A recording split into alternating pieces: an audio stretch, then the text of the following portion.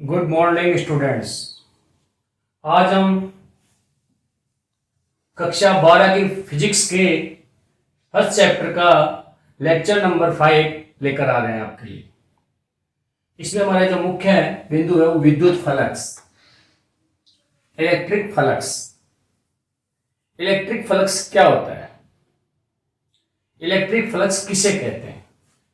यदि किसी विद्युत क्षेत्र में कोई पृष्ठ रख दिया जाए तो उस पृष्ठ से गुजरने वाली जो विद्युत क्षेत्र रेखाओं की संख्या होती है उसे हम विद्युत फ्लक्स कहते हैं।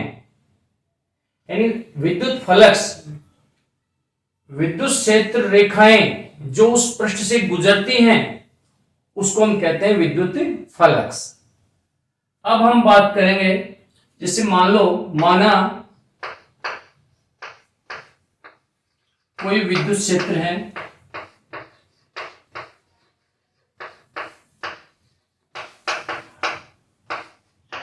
ई है, इसके लंबवत पृष्ठ रखा हुआ है।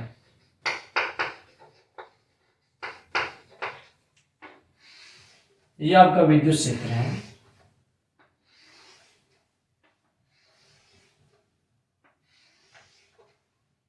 इसकी डायरेक्शन है।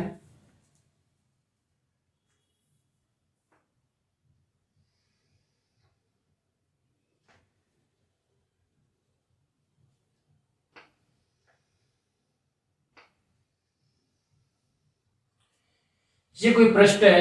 अब इस पृष्ठ से गुजरने वाली जो विद्युत क्षेत्र रेखाओं की संख्या उसे हम विद्युत फलक से कहते हैं। ये क्षेत्रफल है आपका एस। अब ये क्षेत्रफल सदिश इससे कितने डिग्री का कोण बना रहा है? ये ई की डायरेक्शन हो गई और ये आपका एस। कोई भी पृष्ठ का क्षेत्रफल सदिश उस पृष्ठ के लंबवत दिशा में होता है। किसी भी क्षेत्रफल का क्षेत्रफल सदिश उस पृष्ठ की लंबवत दिशा में होता है। तो यहाँ पे एस, क्षेत्रफल सदिश एस और विद्युत क्षेत्र के बीच में जो कोण बन रहा है वो बन रहा है 0 डिग्री। यहाँ थीटा का मान 0 डिग्री है। तो हमारे पास में विद्युत फ्लक्स को फाई से डिनोट करते हैं और फाई बराबर हो जाएगा E S cos 90 degree, sorry cos 0 degree. यहां थीटा का मान कितना है? 0 डिग्री। तो ये हमारे पास में हो जाएगा फाई बराबर ई एस। यहां फाई विद्युत फ्लक्स है, विद्युत फ्लक्स।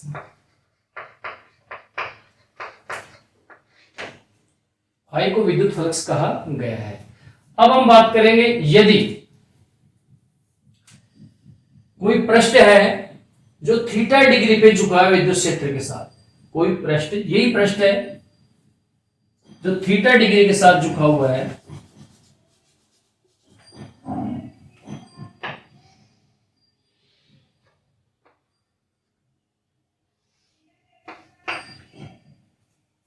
यहां पे ये इसका, इस पृष्ठ का क्षेत्रफल सदिश है जो विद्युत क्षेत्र के साथ थीटा डिग्री का कोण बना रहा है। तो यहां ई एस कोस थीटा हो जाएगा। तो हमारे पास में ई डॉट एस, यहां पे ई कैसी है? सदिश राशि है, और एस कैसी है? सदिश राशि। यहां क्षेत्रफल सदिश एक सदिश राशि है। जब दो सदिश राशियों का अदिश गुणनफल किया जाता है तो प्राप्त होने वाली राशि कौन सी होती है? अदिश राशि होती है। तो हमारे पास में विद्युत फ्लक्स कैसी राशि हो गई? विद्युत फ्लक्स एक अदिश राशि है।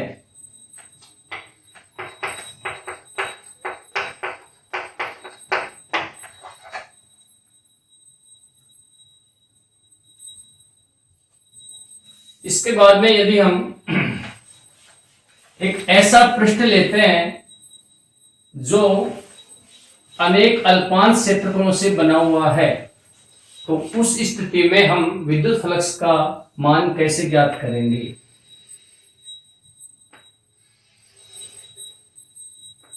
ये समान विद्युत क्षेत्र को समांतर रेखाओं द्वारा प्रदर्शित किया जाता है।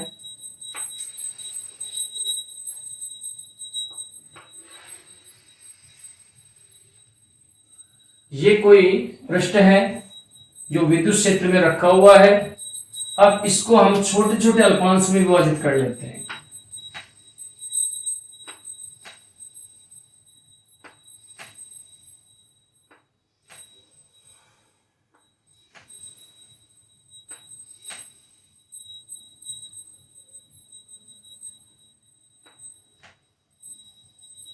इस क्षेत्र को हमने छोटे छोटे अल्पांश में विभाजित कर रहे हैं।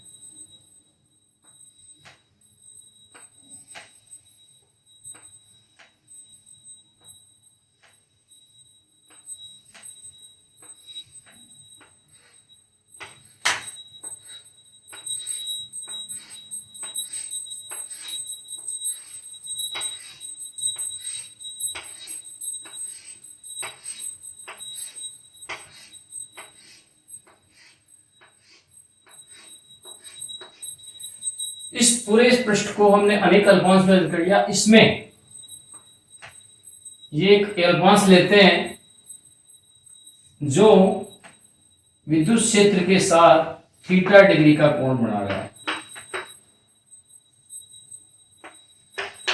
यानी विद्युत क्षेत्र की दिशा के साथ जो ये अल्पांश क्षेत्रफल सदिश है ये थीटा डिग्री का कोण बना रहा है। तो इस स्थिति में हमारे पास में डी फाई होगा, ई ds कोस थीटा, और इसको पढ़ियों में लिख देते हैं डी फाई बराबर ई डॉट ds।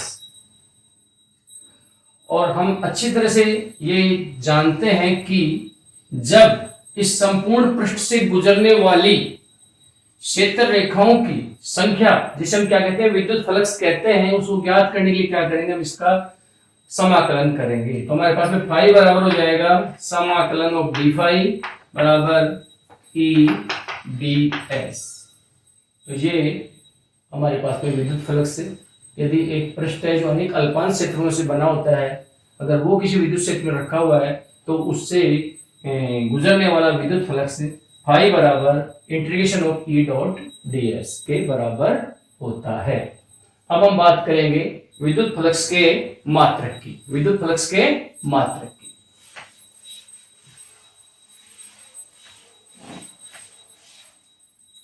विद्युत फ्लक्स का मात्रक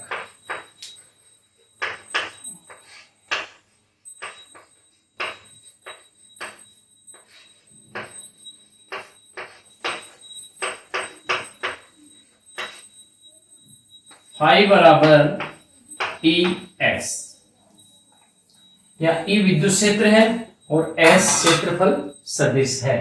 तो यहाँ पे विद्युत क्षेत्र का मात्रक हमने जो पढ़ा था वो क्या पढ़ा था, न्यूटन प्रति कूलाम, न्यूटन प्रति कूलाम, और इसका होता है मीटर स्क्वायर। तो हमारे पास इसका मात्रक हो जाएगा न्यूटन मीटर स्क्वायर पर कूलाम। ये हमारे पास में आ गया विद्युत फ्लक्स का मात्रक। इसका जो दूसरा मात्रक होता है वोल्ट पर मीटर होता है, और मीटर स्क्वायर इंटू, तो हमारे पास में हो जाएगा वोल्ट इंटू मीटर। तो ये हमारे पास में विद्युत फ्लक्स का मात्रक हो गया। अब हम बात करते हैं विमा की, विद्युत फ्लक्स की विमा।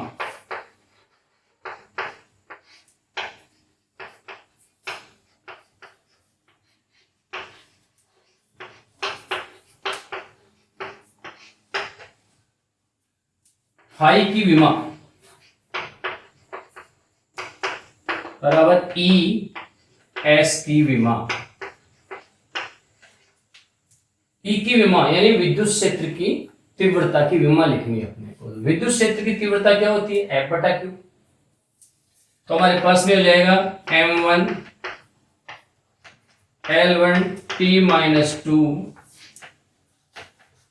ये हो जाएगा हमारे पास में T minus 3 A1, M1 L1 T minus 3 A1 A minus 1। ये हमारे पास में हो गई विद्युत क्षेत्र की विमा, और S की विमा हो गई हमारे पास में L। तो हमारे पास में फाई की विमा हो जाएगी M1 L3 T-3 A-1। तो ये हमारे पास में विद्युत क्षेत्र की विमा का मान इस प्रकार से हम आसानी से ज्ञात कर सकते हैं। इसके बाद में हमारा अगला बिंदु है विद्युत द्विध्रुव, इलेक्ट्रिक डाइपोल।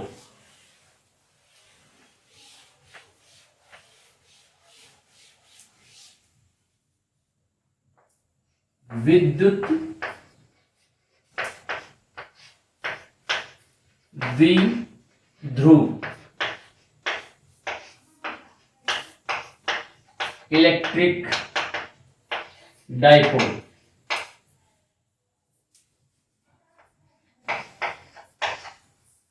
इलेक्ट्रिक डाइपोल क्या होता है? इलेक्ट्रिक डाइपोल किसे कहते हैं? ऐसा निकाय जिसमें समान परिमाण व विपरीत आवेश एक दूसरे से बहुत अल्प दूरी पर रखे हुए हों, उसे हम क्या कहते हैं? विद्युत द्विध्रुव। या ऐसी युक्ति जिसमें दो समान परिमाण के आवेश विपरीत आवेश अगर एक दूसरे से बहुत अल्प दूरी पर रखे हुए हों तो उसे हम कहते हैं विद्युत द्विध्रुव। ऐसी युक्ति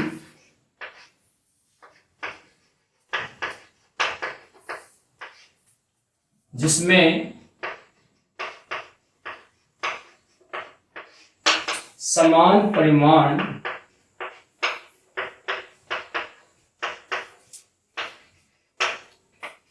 दो विपरीत आवेश, विपरीत प्रकृति के आवेश अल्प दूरी पर रखे हुए हों, अल्प दूरी पर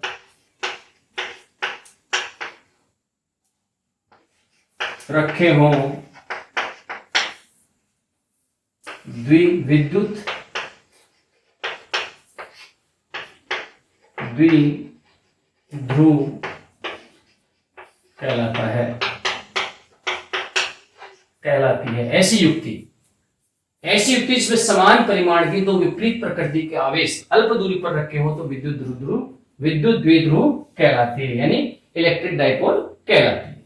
जैसे मान लो ये दो आवेश हैं, ये -q और ये +q, इनके बीच की दूरी क्या है? 2a।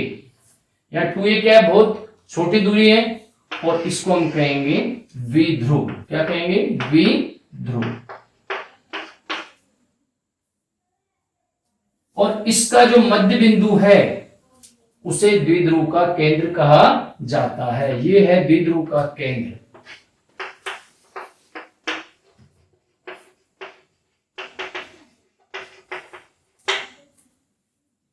अब हम बात करेंगे dipole moment, electric dipole moment, विद्युत द्विध्रुव आघूर्ण की।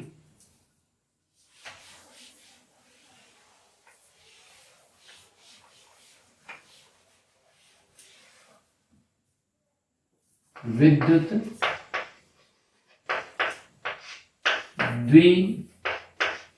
द्विध्रुव आघूर्ण, इलेक्ट्रिक डाइपोल मोमेंट। किसी विद्युत द्विध्रुव में किसी एक आवेश का परिमाण व उनके बीच की दूरी का गुणनफल विद्युत द्विध्रुव आघूर्ण कहलाता है। विद्युत द्विध्रुव में किसी एक आवेश का परिमाण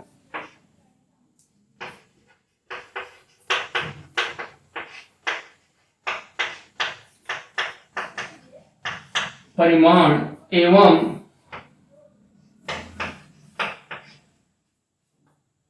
आवेशों के बीच की दूरी,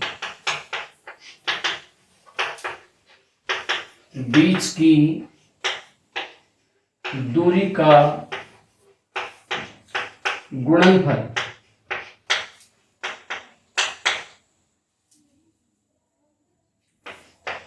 विद्युत द्विध्रुव आघूर्ण कहलाता है।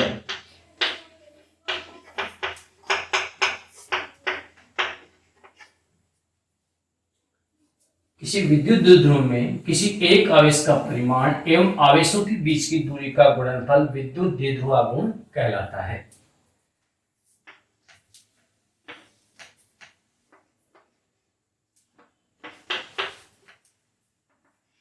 ये माइनस क्यू आवेश, ये प्लस क्यू आवेश और इन दोनों के बीच की दूरी 2a।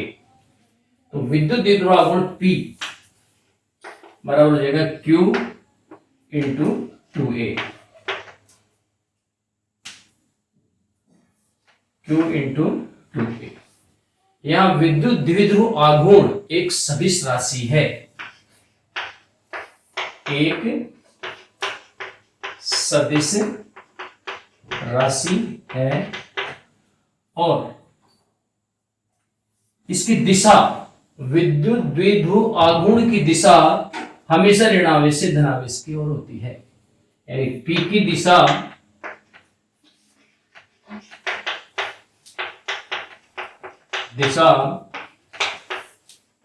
ऋणावेश से धनावेश की ओर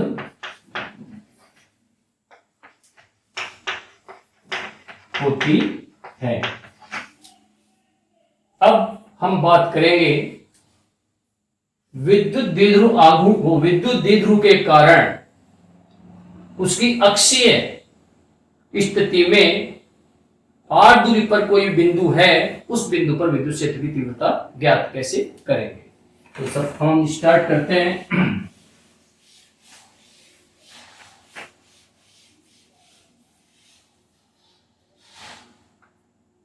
विद्युत द्विध्रुव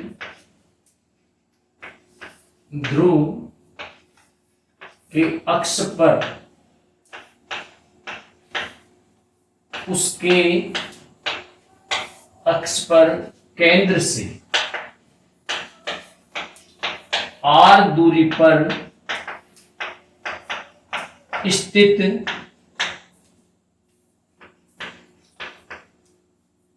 बिंदु पर विद्युत क्षेत्र की तीव्रता ज्ञात करना।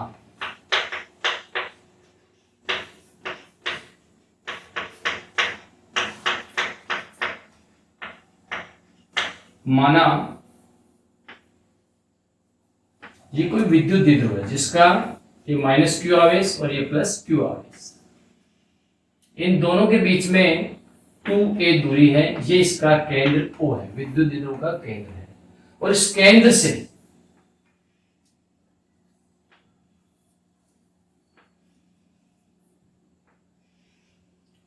r दूरी पर ये बिंदु P है। इस P बिंदु पे विद्युत क्षेत्र की तीव्रता ज्ञात करनी है। सबसे पहले हम दिशा की बात कर लेते हैं। जो हमारे पास में ये प्लस क्यू आवेश है, हमेशा जब भी विद्युत क्षेत्र की तीव्रता ज्ञात की जाती है तो परीक्षण आवेश लिया जाता है Q नॉट, और ये बिंदु P पे मैंने एक परीक्षण आवेश लिया और परीक्षण आवेश हमेशा धनात्मक होता है। कैसा होता है? धनात्मक। तो हमारे पास में ये प्लस आवेश Q इस परीक्षण आवेश को क्या करेगा? प्रतिकृषित करेगा। तो हमारे पास में ये हो गया आपका E2। प्लस Q आवेश के कारण जो विद्युत क्षेत्र का मान है उसका मान लिया मैंने E1। क्या मान लिया? E1। और इस माइनस क्यू आवेश के कारण ये ऋणात्मक है और ये प्लस है, तो इसको अपनी ओर आकर्षित करेगा। तो इसकी दिशा किधर हो जाएगी? विद्युत क्षेत्र की दिशा इधर। ये हमारी E2 की दिशा हो गई। तो E1 और E2 की दिशा ज्ञात हो गई आपको। अब हम बात करते हैं प्लस क्यू आवेश के कारण, क्यू आवेश के कारण विद्युत क्षेत्र की तीव्रता, विद्युत क्षेत्र की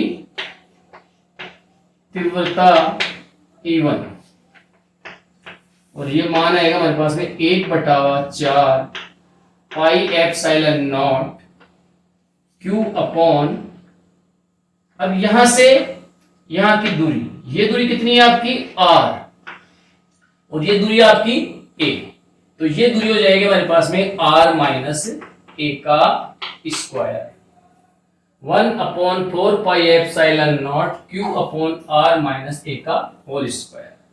इसी प्रकार से माइनस Q आवेश के कारण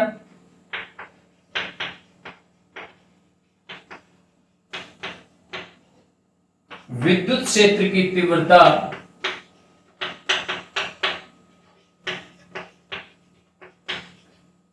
E2 बराबर 1/4 pi epsilon not Q upon R plus A का होल स्क्वायर। यहां से यहां की दूरी A और ये दूरी R, तो यहां से यहां तक की दूरी रहेगी R प्लस A, तो E2 बराबर हो गया 1/4 pi epsilon Q upon R plus A का होल स्क्वायर। E1 की दिशा और E2 की दिशा एक दूसरे के विपरीत है, तो E1 यानी R माइनस A छोटी राशि है और R प्लस A बड़ी राशि, यानी E1 ज्यादा होगा किससे, E2 से। किसी भी संख्या में छोटी राशि का भाग दिया जाता है तो संख्या बड़ी होती है, तो हमारे पास में R माइनस A यानी E1 का मान बड़ा होगा, E2 का मान छोटा होगा, तो परिणामी विद्युत क्षेत्र की तीव्रता, परिणामी विद्युत क्षेत्र की तीव्रता E बराबर हो जाएगा E1 माइनस E2, तो ये हमारे पास में E का मान आ जाएगा 1/4 pi epsilon not Q upon R minus A का whole square minus 1/4 pi epsilon not Q upon R plus A का होल स्क्वायर। यहाँ पे 1/4 pi epsilon not common, Q upon 4 pi epsilon common ले लेते हैं, तो हमारे पास में अंदर बचेगा 1 माइनस R माइनस A का whole square 1/R plus A का होल स्क्वायर। अब हम इसको सोल्व करेंगे ब्रैकेट को, आप इसको नोट कर लीजिए, वीडियो को पॉज करके थोड़ा सा मिटा रहे हैं, इसको लिख लीजिए, हम मिटा रहे हैं। हम इसको सोल्व करेंगे, E बराबर Q upon 4 pi epsilon not, और यहां पे इसका एलसीएम ले लेंगे तो R square minus A square का होल स्क्वायर, और ये हो जाएगा R प्लस A का whole square minus R minus A का whole square, Q upon 4 pi epsilon not R square plus A square plus 2RA, इसका होल स्क्वायर खोल दिया। अब ऐसे ही इसका होल स्क्वायर खोल देंगे, R square plus A square minus 2RA, और नीचे आ जाएगा हमारे पास में R square minus A square का होल स्क्वायर। यहाँ पे ये बीच में माइनस है, 4 pi epsilon not R square plus A square plus 2RA minus R square minus A square plus 2RA, R square minus A square का whole square. यहाँ पे R square A square minus R square इस cancel हो गए, और हमारे पास में ये मान आ गया Q upon 4 pi epsilon not 4RA upon R square minus A square. अब इसको हम यूं लिख सकते हैं 1/4 pi epsilon not 2Q A R upon R square minus A square. इस 4 को 2 × 2 लिख दिया, 2Q के साथ A से मल्टीप्लाई कर दिया और ये इंटू R। हमने जब द्विध्रुव आघूर्ण की परिभाषा आपको बताई थी तो उसमें बताया था P बराबर 2QA, तो यहां इसके स्थान पे लिख देंगे हम P। तो हमारे पास में आ जाएगा 1/4 pi epsilon not 2 P R upon R square minus A square का होल स्क्वायर। हमने जब द्विध्रुव आघूर्ण की परिभाषा बताई थी आपको, तो हमने कहा था कि R A की तुलना में बहुत बड़ा है, यानी A बहुत अल्प दूरी है, इसलिए R स्क्वायर और A स्क्वायर की तुलना में और भी बहुत बड़ी राशि होगी, इसलिए हम A स्क्वायर भी क्या कर देंगे, नगण्य मानते हुए उसको इसमें से हटा देंगे। तो हमारे पास में जो 1/4 pi epsilon not 2 P R upon R की घात 4, R से घट रही है घात या 3 घात रह गई, और ये हमारे पास रहेगा 1/4 pi epsilon not 2 P upon R cube. इसको अपन यूं भी लिख सकते हैं 2KP अपॉन R क्यूब। तो ये हमारे पास में आ गया किसी द्विध्रुव के अक्ष पर उसके केंद्र से R दूरी पर स्थित किसी बिंदु पर विद्युत क्षेत्र की तीव्रता। अब इसका सदिश रूप भी लिख सकते हैं अपन, इसको भी लिख सकते हैं E बराबर 2KP R क्यूब, और इसको हम इस प्रकार से लिख सकते हैं। ये हमारे पास में हो गया ये नहीं लगाने की जरूरत, क्योंकि इसमें P क्या आपका सदिश राशि है, तो 2KP बटावा R क्यूब, ये हमारे पास में इसका सदिश रूप हो गया। तो अब हम हमारा टॉपिक यहीं समाप्त करते हैं। अगले लेक्चर में हम लेके आएंगे निरक्षीय स्थिति पर विद्युत क्षेत्र की तीव्रता ज्ञात करना। Thank you.